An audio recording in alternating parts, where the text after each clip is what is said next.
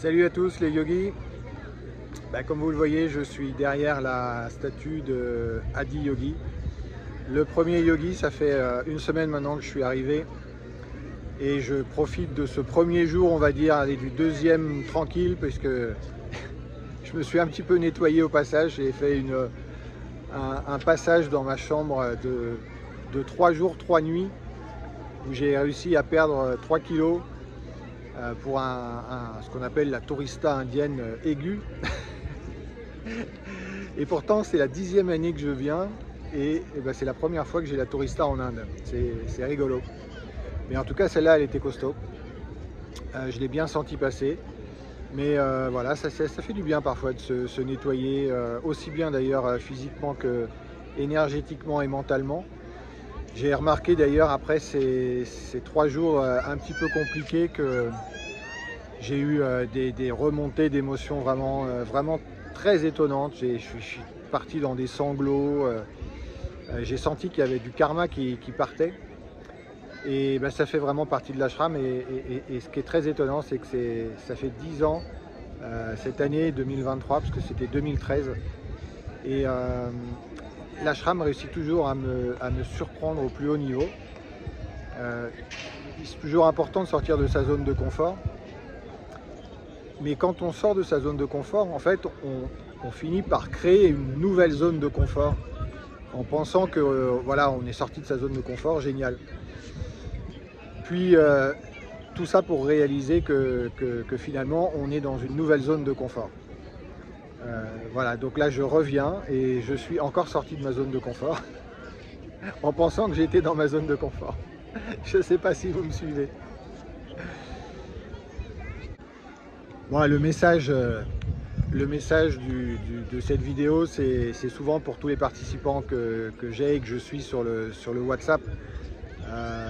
On a toujours l'impression, quand on a appris Surya Kriya ou une nouvelle pratique pour la première fois, qu'on est débutant et qu'il va nous arriver plein de choses. Mais moi, je témoigne simplement par cette vidéo et toutes celles que je peux faire que la vie d'un apprenti yogi, d'un enseignant, c'est la même que pour tout le monde.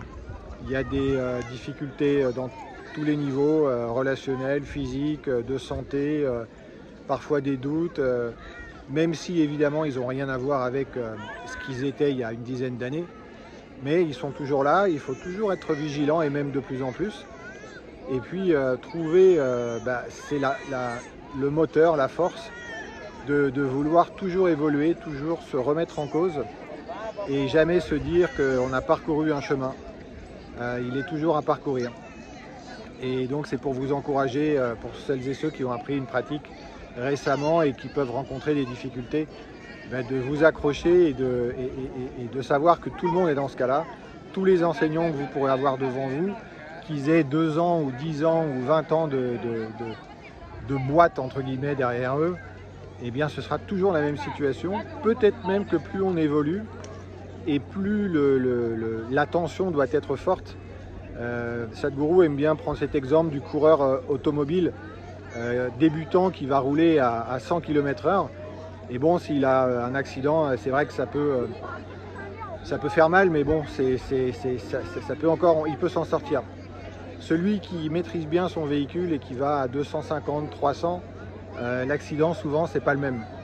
Et quelqu'un qui maîtrise beaucoup mieux ses énergies, qui a la possibilité de les faire circuler de façon plus intense, va se retrouver parfois dans des situations karmiques où là, il n'y a pas le droit à la faute. Il faut que l'attention et la conscience soient vraiment là. Et moi, j'ai l'impression que c'est ça, j'ai l'impression que la vie avance, que c'est de plus en plus vaste et de plus en plus merveilleux, de plus en plus joyeux, mais qu'il faut que je fasse de plus en plus attention. Et c'est pour ça que je viens ici, c'est pour ça que je viens à l'ashram, c'est pour être dans cette énergie d'attention extrême. Toutes les paroles sont mesurées, tous les regards sont conscientisés, parce qu'ici c'est un lieu de conscience et c'est pas du tout la même chose que je dirais en France ou en Europe, où les choses se font dans une journée et on se dit ah la journée est passée, j'ai pas vu, j'ai fait plein de choses. Ici on fait énormément de choses, mais on le fait avec beaucoup plus d'attention qu'ailleurs. Et c'est comme ça qu'on évolue, c'est comme ça qu'on évolue. Donc voilà, je suis parti pour 6 semaines. 6 semaines où, bah oui, c'est comme je vous disais, je sors de ma zone de confort et je vais me mettre dans l'obligation d'être vraiment à tout moment dans une très très grande attention. Et puis d'essayer de, comme voilà, tout à l'heure on a eu un rappel de Sadhguru sur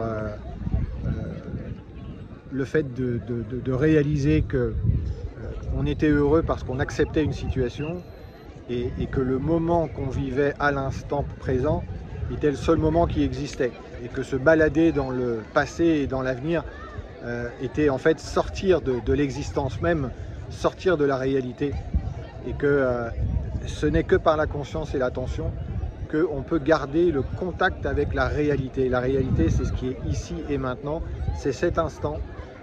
Et donc, ben, voilà, mon objectif, ça va être d'être le plus longtemps en connexion avec cet instant-là. Bon, j'espère que vous n'avez pas eu trop de bruit en background, c'est samedi, il y a beaucoup de monde. Donc je vous souhaite une excellente journée et je vous dis à très bientôt.